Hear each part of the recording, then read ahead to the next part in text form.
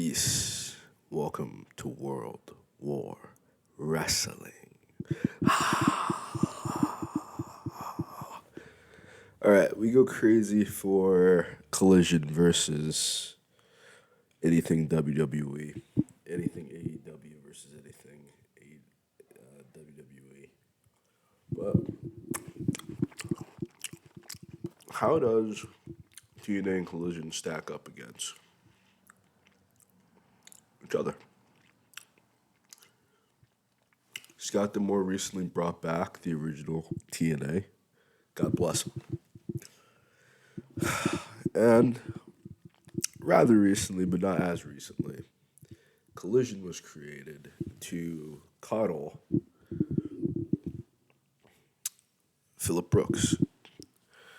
Phillip Brooks got into a fight, and now Collision is on its own. Pretty soon, we're going to be doing Collision versus Raw. So we'll see how Collision stacks up against an average TNA night. So an average night of Collision versus an average night of TNA. But specifically, I would add this because I think this is important. The episode of Collision running directly next to the Royal Rumble. And the Royal Rumble is longer than Collision, so even after that, then...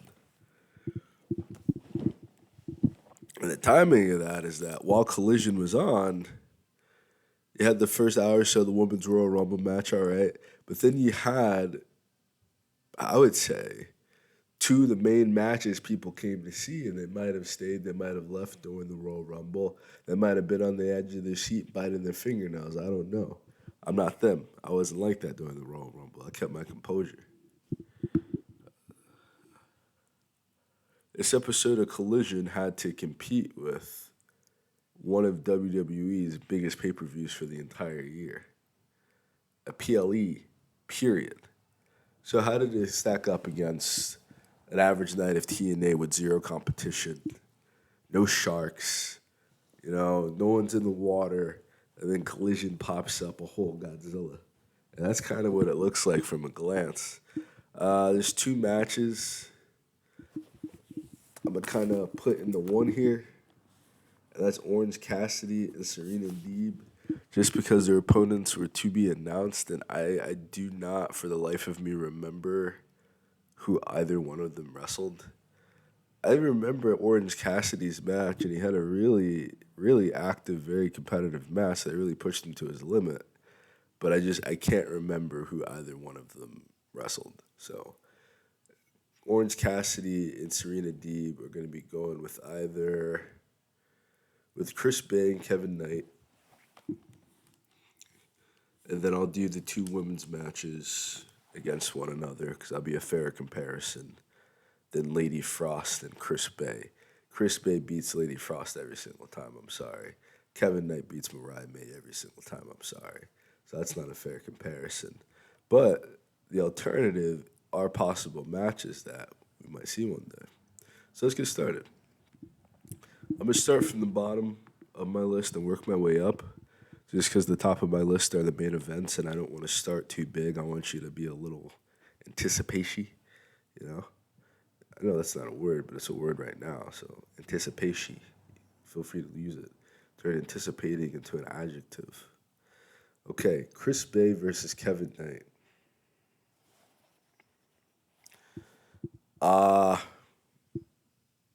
Perfect match. Perfect match. Perfect match. I know a lot of people support Kevin Knight. I know some people sleep on Kevin Knight. I know a myriad of people have no idea who the fuck Kevin Knight is. This dude, I believe he comes from New Japan, one of the hardest workers, period. Great salesman. I don't know what the limitation is on Kevin Knight really holding some gold on television or being a mainstay talent. It might be his mic skills because he's a great in-ring performer. But usually when you're a great in-ring performer, you have to carry over a guy who sucks in the ring but is great on the mic. Chris Bay is the perfect professional wrestler. If you had a guy that weighed 230, 250, and they could wrestle the way Chris Bay wrestles, that guy would be undefeated. He would be the best champion, the best wrestler on planet Earth. Chris Bay lacks for size, but his agility, his cutting, his ring intelligence, his technical ability, he more than makes up for his size. Kevin Knight will fight anybody. It don't matter if you're twice his size. It don't matter if you're the champion. You know, a lot of matches that other guys would balk at it, other guys would be like, nah, no, that's bad for my brand. Kevin Knight would take just to show how tough he is. He's one of those guys that isn't a huge mark for himself like other wrestlers, but he instead is genuinely as talented as he thinks he is. I think Kevin Knight needs to be smarter with his booking, and then he can get himself to a better position. I feel like sometimes people want to be liked, but they don't want to be respected. And I feel like Kevin Knight is one of those guys. I feel like Kevin Knight needs to focus more on the respect, more on the gold, more on the technical ability. And I would honestly recommend put on some size. Like Kevin Knight could be, if these two guys work together, Kevin Knight would be a good addition to ABC. You know, let's just be real. You know, but if Kevin Knight put on some size, put on some muscle, got in the gym, and kept up with his athletic ability, I know that would be a little difficult to do, but he could dramatically transform. Jeez, I'm like super popular today.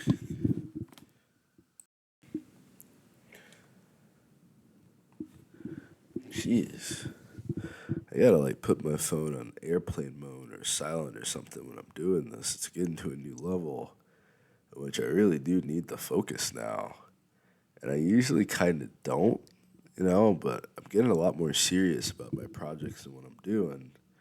I really need the interruptions to halt while I'm working and doing my thing, you know. And just sorry for the unprofessionalism. I really apologize for that. I know like a lot of this is unprofessional. A lot of this is like, but you know the interruptions and all that. I really apologize for that. Orange Cassidy and Serena Deep as general talent development over time in AEW. I think it's pretty fair to say that both these people are. Be quiet.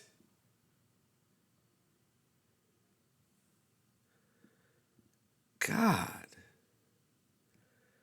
Little kids always be tattletelling on one another. You know, it's like,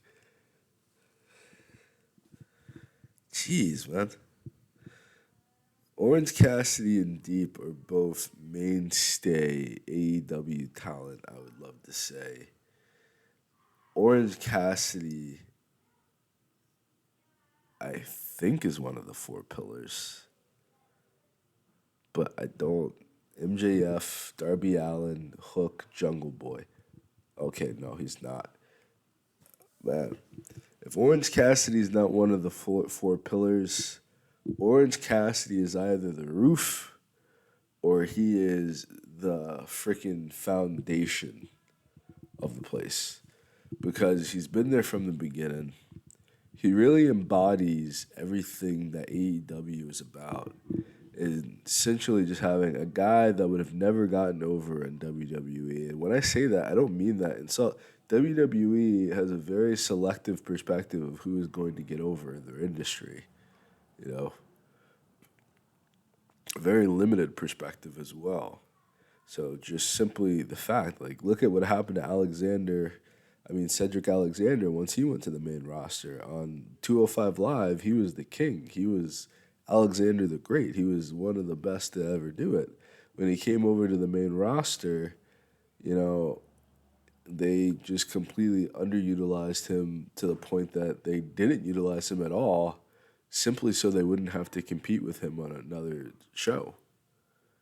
Simply so people don't see him wrestling elsewhere and go, wow, they really lost one. That's what they'll do. Orange Cassidy really breaks the mold, and I feel like he paves the way for a lot of people. I feel like within the next decade, we're going to have a lot of people that would have never signed up to be a wrestler, that would have never went out ever in their life to become a professional wrestler, simply because they were inspired and motivated by Orange Cassidy and his build and his demeanor. You don't have to be a super extroverted guy to be good on the mic. You need to have charisma. You need to have a character. You need to have a gimmick. And if you go out there trying to just be yourself, that's great. It's not bad, but that's not what we're here for. That's not what this is about. Serena Deep is just every time she has a great opportunity, she gets injured. I feel like she needs to put on a little bit more muscle, put on a little bit more weight to become a little bit more durable because there's some big girls in AEW. And you can out wrestle a lot of people, but a lot of people can outpower Serena Deeb and hurt her.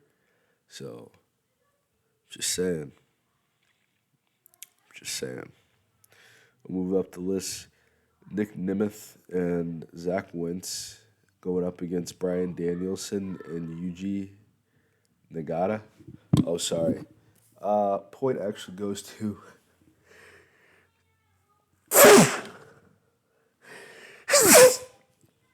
Shit. Excuse me. Bless me. Bay and Knight. Orange Cassidy and Serena Deeb don't get it. Chris Bay would definitely get over in WWE. Carmelo Hayes is definitely paving a way for smaller builds who are hyper athletic to get in there. Chris Bay would definitely get over in WWE. Might have a little bit of challenges, might have a little bit of a fight, might need a heavy, but Chris Bay and Omos would be an amazing tag team. Ziggler and Wentz, Bryan Danielson and Yuji Nagata.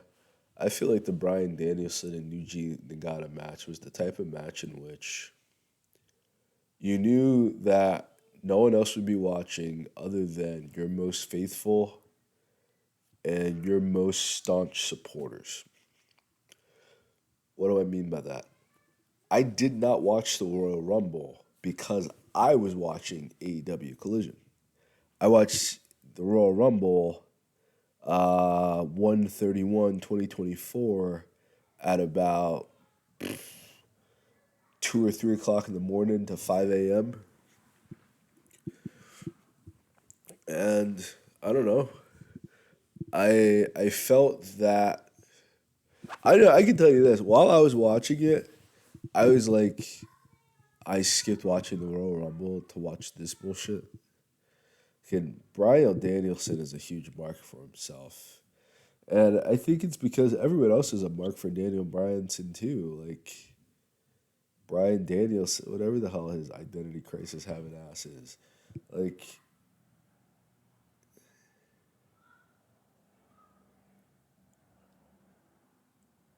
I feel like I don't like Daniel Bryan because of his feud with Kofi Kingston. And them both being guys with like the exact same build, them both being guys with very similar journeys. I really lost a lot of respect for Bryan Danielson with his feud with Kofi Kingston. But I would also say that the entire Blackpool Combat Club gimmick seems like some weird neo-Nazi, racist, white supremacist shit with the Japanese as the fucking Nazi supporters. Like, I don't really like any of it. I don't really like the gimmick. It was a great match. It was a great match. Nick Nemeth versus Zachary Wentz.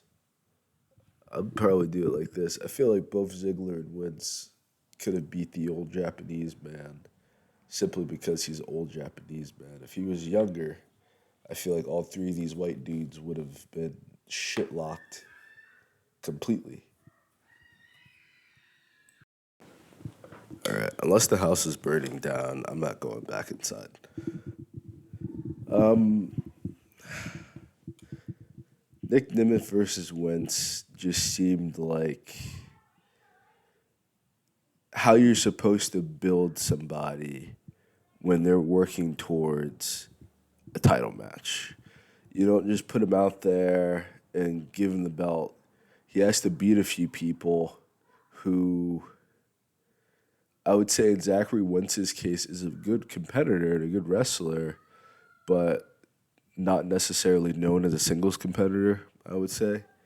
So you already knew from the very beginning that Ziggler and Wentz, wasn't going to really, it was going to only end one way. Ziggler versus Trey Miguel, there's a suspension of disbelief there because Trey Miguel is a former champion for the only real belt that Ziggler would probably hold in this company for quite a long time. Maybe a year from now, you could see Ziggler as a world heavyweight champion. Maybe a few months from now, you could see Ziggler as a world heavyweight champion. I don't feel like Moose is letting go of that title anytime soon. So, who knows? But beating a guy like Zachary Wentz does not convince me that you can beat Moose. I've never seen Wentz even come close to beating Moose. So even though I do not like Brian Danielson, and even though I do not like the Blackpool Combat Club, I have to put Brian Danielson over. If this was Trey Miguel versus Ziggler, or Trey Miguel versus Nick Nemeth, then that would have definitely gotten the point compared to any match Daniel Bryan has ever had. Because I'm not impressed anymore with him. I'm just kind of bored with it. These both seem like the exact same type of match, just building a guy up so that he can get a title later down the road. And I don't know. It is what it is. Lady Frost and Mariah May. She's like someone's assistant versus Jordan Grace and Trinity.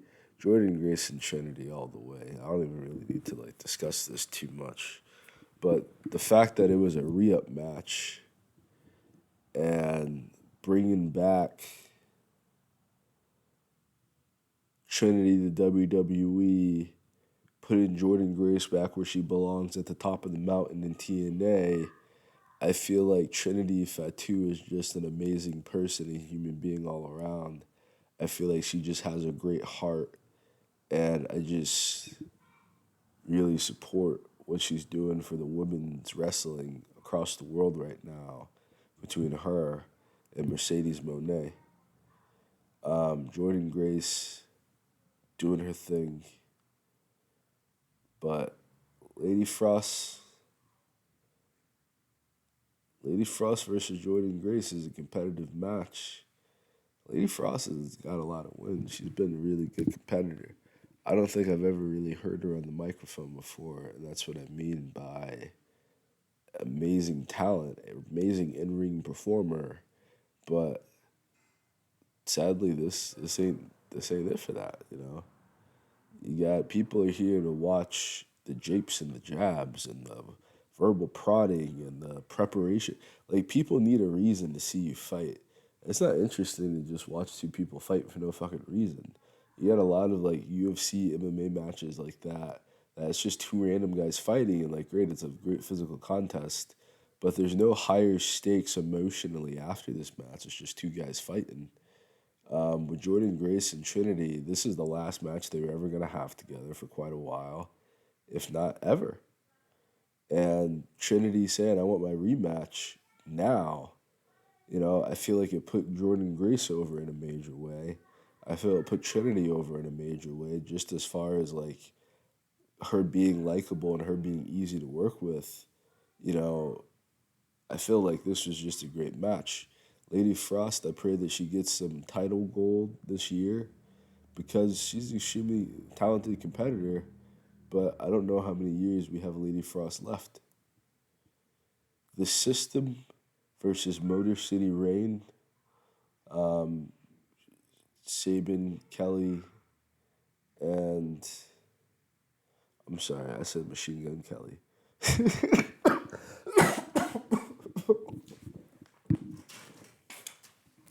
Jesus Christ, that was like a giant lump of mucus. Sorry about that.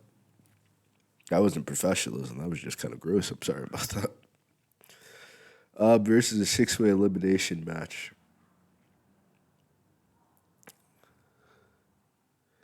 I'm sorry, that six-man elimination match went hard. You could do everything in your power to try to not like that match and try to say some slick shit about it, whatever the fuck you want. But that six-way elimination match, man. Um, my score for this is actually tied 2-2. So,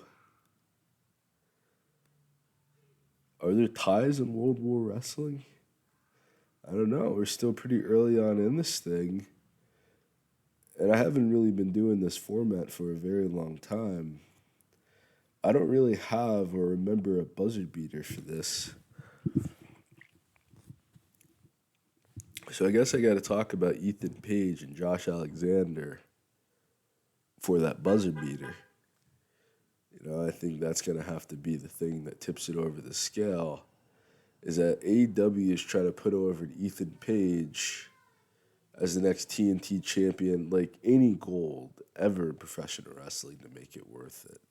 You know, not just being a jobber day in and day out, but like going out there, becoming a champion and getting the belt. Versus Josh Alexander, who stood his ground, did his thing, got better, and became the face of the company. And that could have very been Ethan Page in TNA, and I'm probably going to talk about this over and over again because it's an extremely important point that needs to be made. You know, had Ethan Page stayed in TNA, who knows how much better he would have become if he had known how AEW was going to utilize him and how AEW was going to shuffle around talent and like discreetly fire people just to seem different than WWE, but it's basically the exact same thing.